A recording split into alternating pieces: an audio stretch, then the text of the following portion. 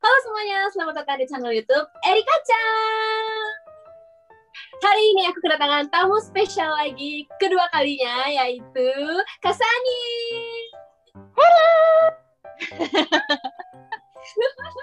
Ya ampun, ini collab kita yang kedua kali ya, Omni. Iya, collab yang sangat menyenangkan dan bikin bahagia. And banyak banget ya kemarin pada bilang kayak kita kayak kakak adik. Iya loh, aku seneng banget karena video collab kita yang pertama itu banyak banget komen-komen positifnya dari teman-teman semua. Jadi kita langsung adain part 2 sekarang secepatnya. Nah, jadi kali ini kita mau ngadain Q&A session tentang curhat-curhat tentang kehidupan segala macam ya. Aku udah ngumpulin pertanyaan-pertanyaannya di Instagram. Jadi sekarang langsung aja kita jawab-jawabin, kuy. Yeah. Pertanyaan yang pertama, galauin tentang badan aku yang overweight. Cara lose weight atau nurunin berat badan gimana sih? Kalau aku ya, aku tuh gini, kalau aku tuh dalam setahun itu berat aku bisa beda banget, jomplang banget. Aku summer itu bisa kurus banget, Oni, kayak benar-benar bedanya tuh bisa 5 kilo, 6 kilo gitu dalam summer dan winter perbedaannya. Itu kayaknya lebih karena apa ya, kalau emang winter kan dingin, jadi aku makannya banyak kan. Cuman menjelang summer sih aku emang lebih sering jalan kaki, misalnya dari stasiun ke stasiun. Misalnya kalau yang winter karena dingin kita naik kereta, kalau summer aku suka olahraga. Wow. Kayak gitu sih, jadi kayak otomatis jadi ini sendiri, balik sendiri berat badannya. Terus juga aku paling suka makan yogurt, pencernaan. Bener banget. Yogurt sangat membantu banget menurut aku. Aku kayak gitu. Sebenarnya gini, aku tuh selalu gimana ya? Aku dari awal selalu bilang sama teman-teman aku yang kayak nanya-nanya kayak gini juga. Aku tuh nggak nyaranin diet ekstrim sih. Jadi aku dulu sempat bikin video di mana aku bilang kayak jangan makan yang kayak gini-gini, kurangin porsi. Justru emang sih bisa turun berat badannya cepet kan. Cuman nggak bisa di maintain gitu loh selama lama gitu. Justru setelah itu aku malah naik lagi berat badannya. Jadi aku biasanya suka kasih alternatif gitu. Misalnya kalau nasi, menurut aku nasi yang bikin aku lebih cepet naik berat badannya, jadi aku ganti jadi konyaku rice, kayak nasi konyak, terus aku ganti semua ke konyak yang karbohidrat aku, dan dari situ aku turun sih. Jadi tetap mental kita tetap happy, badan juga happy, nggak lapar terus, but at the same time kita bisa turun berat badan gitu sih. Bener banget, setuju banget. Jadi kayak nggak asal ngurangin porsi makan gitu ya, nggak makan seharian itu nggak bagus guys, jangan, nggak sehat. Betul. Jadi aku juga sering kayak ganti yang dari yang makan snack, jadi lebih makan buah-buahan, kayak gitu sih. Bener banget.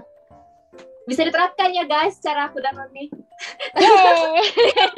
Oke, pertanyaan yang kedua. Ini aku juga pengen tahu. Ini lebih ke nanya ke Oni sebenarnya. Cara cepat bisa bahasa Korea gimana? Nonton banyak YouTuber Korea sih. Aku personally belajarnya kayak gitu daripada nontonin apa namanya. Emang drama sama kayak K-pop MV itu benar-benar membantu juga sih. Tapi aku justru lebih cepat bisa belajar dan ngerti listening itu dari subscribe YouTuber Korea yang benar-benar kayak cuman bisa bahasa Korea. Terus kalau mereka jelasin apa tuh kita selalu dengerin gitu. Justru dengan kayak gitu tuh lebih gampang kita ngerti. Oh, dia maksudnya seperti ini. Oh, dia maksudnya seperti itu. Dari situ get more familiar, dan habis itu baru maybe you can kayak try untuk nonton K-drama tanpa subtitles segala macam gitu sih. I see. Ya bener sih, kalau dari YouTube emang kata-katanya tuh lebih kata-kata sehari-hari sih ya. Kalau dari drama gitu kan kayak lebih baku, yang sebenarnya ini tuh nggak dipakai di sehari-hari, kayak agak aneh gitu ya. Bener-bener.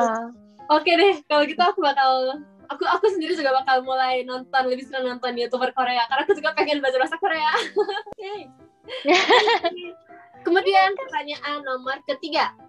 Pengen banget produktif, tapi kadang susah banget bagi waktu. Kasih tips dong, hehe. Kalau Erika gimana? Aku ini selalu aku lakuin itu adalah setiap hari aku bikin di notes kayak list to do hari ini gitu. Dari jam berapa sampai jam berapa. Misalnya sarapan gitu aja semua aku notes. Bangun jam 8.30 sampai jam 9 sarapan, jam 9 sampai 9.15 mandi. Semuanya secara detail per menitnya aku bikin. target di hari itu, goals di hari itu yang pengen aku capai, dan aku harus bergerak sesuai dengan yang udah aku tentuin hari itu. Wow, guys, Iya. Erika jauh lebih organized dibanding aku. Wah gila, sampai per menit sampai per detik benar-benar di breakdown semua dong. Tapi kadang nggak bisa gitu, kadang nggak sesuai dengan apa yang udah aku bikin kayak gitu sih Oni. Tapi nggak apa-apa, kayak seenggaknya aku udah berusaha gitu loh, jadi masih merasa produktif lah dibanding aku kayak tiba-tiba bangun tidur bangun lagi udah malam gitu kan, suka kayak gitu kan kalau nggak di manage waktunya. Jadi aku kayak gitu sih, bikin targetnya di hari itu gitu. Kalau Oni gimana? Tiba-tiba blank. Aduh apa ya? Aku tipsnya biar produktif ya. Jadi sebenarnya nggak ada yang tahu loh. Serius ini nggak ada yang tahu. Teman-teman YouTuber aku pun nggak ada yang tahu. I think only Erika dan subscriber Erika Chang yang tahu deh.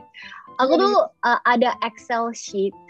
Jadi aku ada Excel sheet semua konten yang aku harus push out dari bulan Januari misalnya sampai Mei. Aku udah ada breakdown semuanya.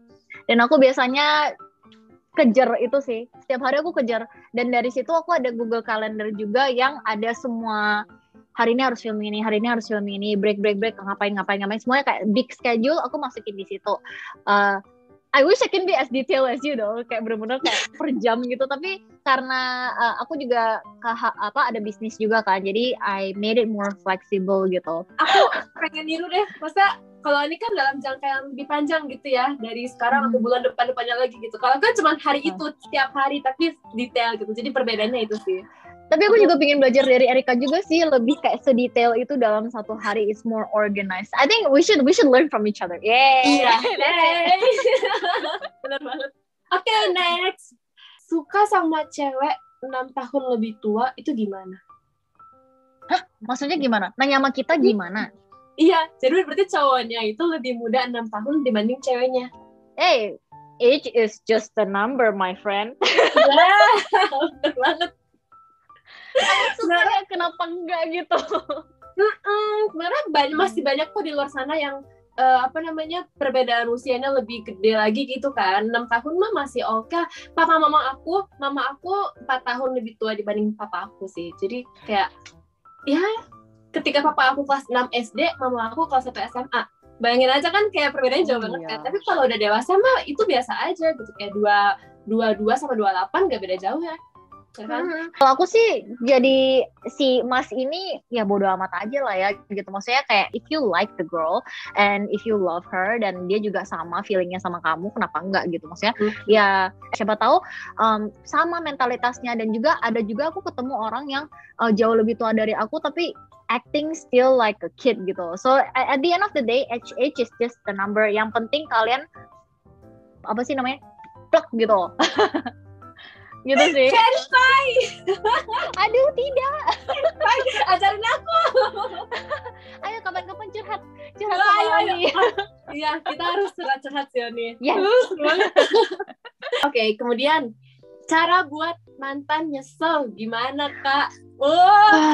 Ini sih kamu harus jadi pribadi yang lebih baik lagi dibanding sebelumnya. Kalau kamu cewek, jadi cewek yang lebih cantik, lebih memiliki hati yang baik, dan pokoknya bikin kayak aduh gue nyesel banget nih mantan gue sekarang jadi lebih cantik dibanding dulu gitu. Betul banget.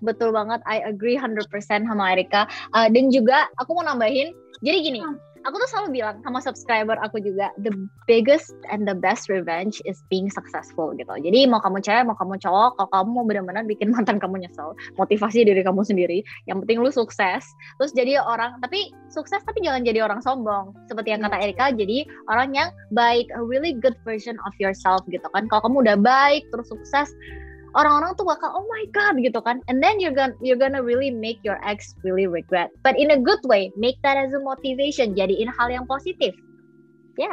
Aku ada cerita personal sedikit. Jadi ini bukan ex sih, lebih kayak mantan gebetan gitu lah ya, zaman SMA.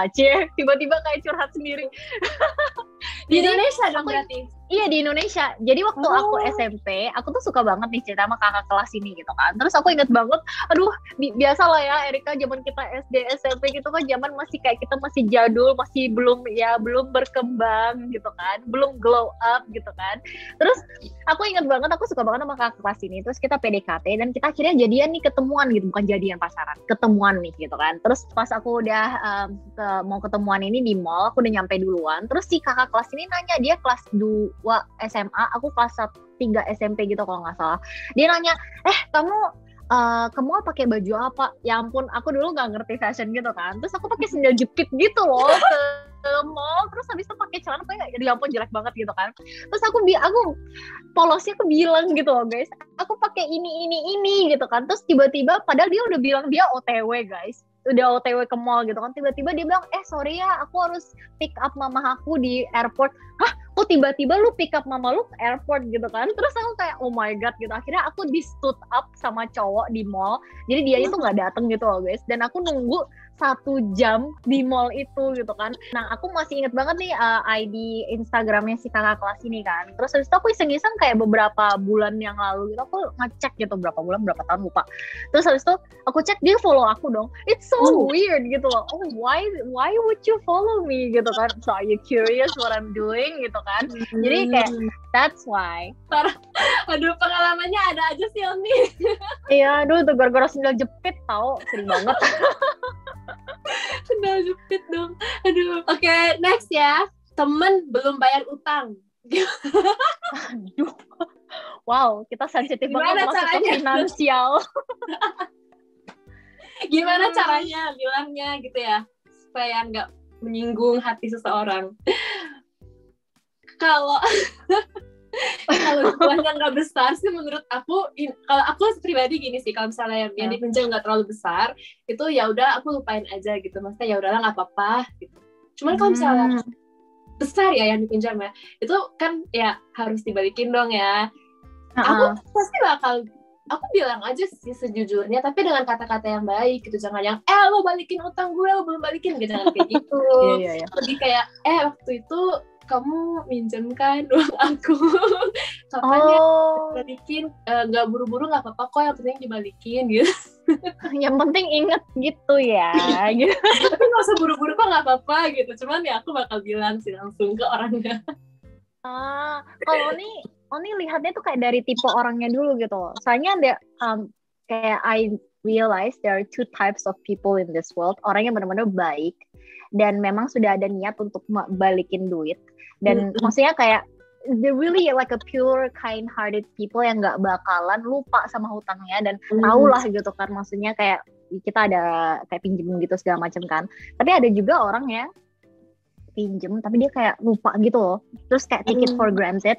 Terus kayak mikir karena kita teman, kita nggak bakalan kayak dimintain lagi duitnya. Aku nemu nih ada orang kayak gini juga di hidup saya. Jadi ya kan? Nah, kalau misalnya orangnya tipe yang sebelah sini yang kayak pura-pura lupa, nah itu pasti aku tagihin sih. Tapi ngomongnya baik-baik juga gitu loh. Ingat gak temanku? Yang itu loh, pensil 2.000 gitu. Waduh. Tapi kalau misalnya orangnya baik dan dia memang timingnya dia masih agak kurang segala macam and he's not ready, aku nggak bakalan tanyain sih. Maksudnya kalau as long as dia sadar dan tahu someday he or she will kayak pay me back, jadi aku nggak bakalan sampai kayak oi duit gue 2.000 gitu sih. Mana nih pensil gue? Tergantung gitu. Dari apa ya, sikapnya mereka juga gitu ya. Apakah mereka berusaha sedang buat balikin duitnya, apa dilupain, pura-pura lupa gitu ya. Iya. Tergantung sih. Gitu guys. Jadi tergantung teman kamu itu. Oke? Yes. Next. Oke. Ini banyak banget pertanyaan tentang ini ya. Insecure tuh wajar nggak sih? Gimana caranya ngilangin insecure dan mencintai diri sendiri? Ini banyak banget Oni yang nanyain tentang insecure. Wow. I think it's a human nature to be insecure sih. Iya sih, bener sih. Kalau aku sih lebih ke nggak banding-bandingin diri sendiri sama orang lain sih. Kayak sekarang kita kalau lihat kan buka Instagram, kayaknya kehidupan mereka bahagia banget ya gitu kan. Cuman belum tentu apa yang kita lihat itu adalah beneran tentang dia gitu. Bisa aja mereka juga cuma pura-pura, atau kan kita nggak tahu kan sosial media tuh. Jadi kita jangan terlalu membandingkan diri kita dengan orang lain sih menurut aku. Kayak syukurin aja apa yang kita punya. Dan aku mikir sih yang aku dapetin sekarang itu mungkin yang orang lain belum tentu bisa dapetin gitu kan. Jadi kayak aku bersyukur sama apa yang aku punya sekarang gitu sih. I agree 100%. Aku juga gitu sih, makanya aku kayak banyak yang tahu juga kenapa aku nggak follow orang lain atau gimana. I only follow kayak my company, terus habis itu follow Chris dan segala macam.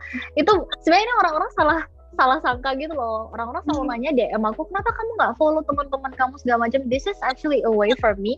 Bukannya aku nggak pengen follow, aku pengen follow. Tapi aku dulu pernah follow banyak teman-teman, banyak orang lain segala macam. Dan aku pernah ada di fase dimana aku sendiri jadi orang toksik gitu loh, Erika.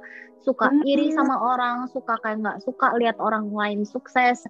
Aku benar-benar 4 tahun lalu atau beberapa tahun lalu aku lupa, aku pernah benar-benar darkest part of my life gitu. Jadi karena melihat itu dan kayak kok orang itu bisa kayak gitu sih, kenapa sih aku nggak bisa kayak gitu, justru jadi kayak benar-benar is very bad for your mental health gitu. Makanya aku setelah itu ya udah aku unfollow and I just keep it that way karena I wanted to protect my own mental health sih. Makanya aku kayak gitu, be your own person and nggak terlalu melihat dunia maya, because like Erika said kan nggak semua yang diperlihatkan online itu real gitu, you know what I mean? Jadi gitu sih, and everyone in this world, kayak semua orang di dunia ini insecure kok. Mau selebriti yang ada kalian lihat, aktor semuanya Korea juga mereka pasti ada kompleks lah ya. It's normal to be insecure, but just don't let it cloud your mind gitu sih. Be happy. There's so many people who loves you for who you are. You have your family, you have your friends.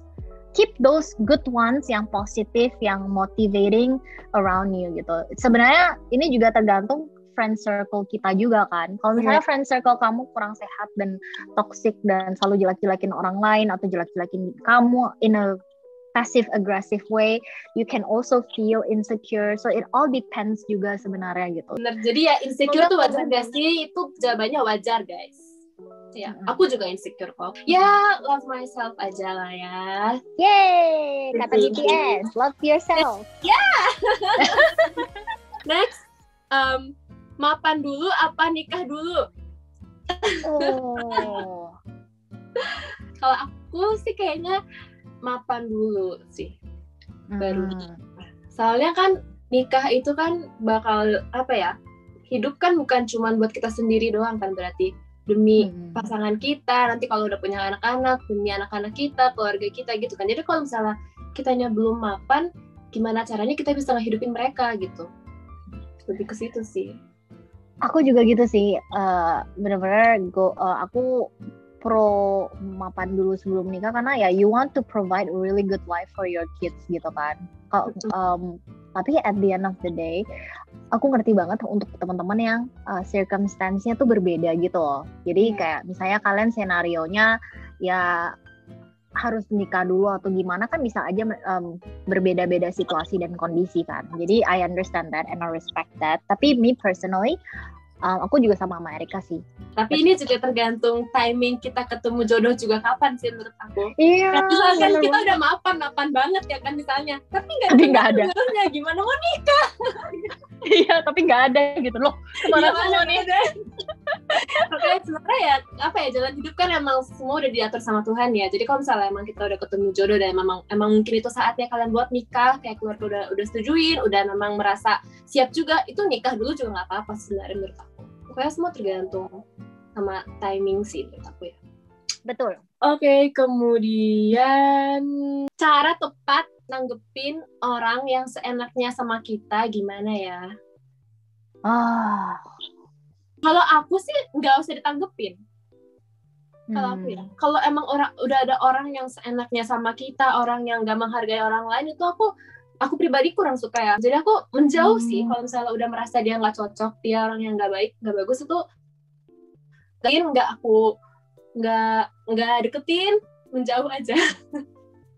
I agree.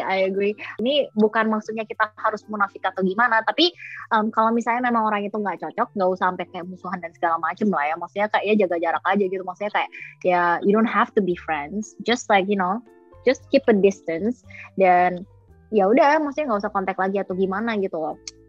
Dan nggak usah terlalu maksudnya nggak usah terlalu kitanya kayak my god kayak gimana dan make a big scene dan bikin drama juga, kayak nggak necessary gitu loh. Maksudnya daripada kita bikin kayak gitu dan making a bigger problem, mendingan ya udah kalau misalnya nggak worth time kalian gitu aja gitu. Maksudnya just lewatin aja, masih banyak problem-problem di kehidupan kita yang lebih besar gitu.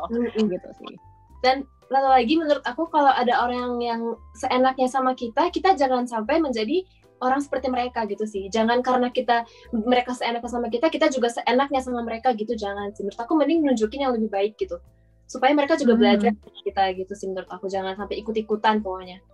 Tetap jadi diri kamu sendiri, tetap jadi orang yang menghargai orang lain, itu penting sih. Oke. Segini dulu kali ya. Yeay! Oh my god, asik banget loh Erika. Iya kan, sampai lupa kayak gini. Lain kali kalau ini if this one do well, invite me again please. Iya, oke. Aku pengen banget, aku suka banget segmen ini.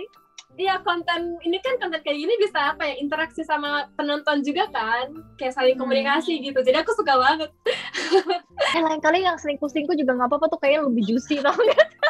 Yang drama kayak di sinetron gitu ya, boleh banget. Oke guys, kalau gitu sekian advice dari kita. Semoga membantu. Nggak tahu sih jawaban dari aku membantu apa enggak, tapi jawaban dari Oni sangat membantu banget ya. Bahkan aku aja belajar banyak gitu dari jawaban Oni gitu sih. Aku juga belajar banyak dari Erika. Ah, masa? Yes. Oke, jadi aku mau kasih Erito Benkyo buat konten kali ini.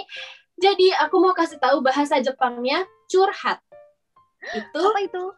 Adalah sodang. Sodang? Kayak konsultasi curhat gitu, iya. Bahasa Korea 상담. Oh, mirip ya? Iya, konsultasi kan? Iya. 상담. Wah, 대박. Wah, mirip ya? Mirip. Bahasa Jepang sama bahasa Korea memiliki mirip-mirip sih. Wow. Benar banget. Gitu guys. Jadi misalnya aku curhat ke teman aku gitu. Watashi wa tomodachi ni soudang shimasu. Watashi wa itu aku, tomodachi ni itu kepada teman, soudang shimasu melakukan. Maksud itu melakukan, soudang itu curhat, konsultasi gitu. Jadi aku curhat ke teman. Watashi wa tomodachi ni soudang shimasu. Gitu. Watashi wa tomodachi ni soudang shimasu. Betul. Oke guys, jadi sekian video curhat-curhat kali ini. Semoga kalian enjoy nontonnya ya. Dan jangan lupa like, comment, subscribe, dan juga mampir ke channel YouTube-nya Kasani. Oke, makasih Kasani hari ini udah bersedia menjadi advisor di channel aku. Thank you so much for having me, asik banget. Nanti kalau ada lagi, please call me again. Oke, kita lanjut ke sana lagi ya buat konten berikutnya. Oke. Yes. Makasih.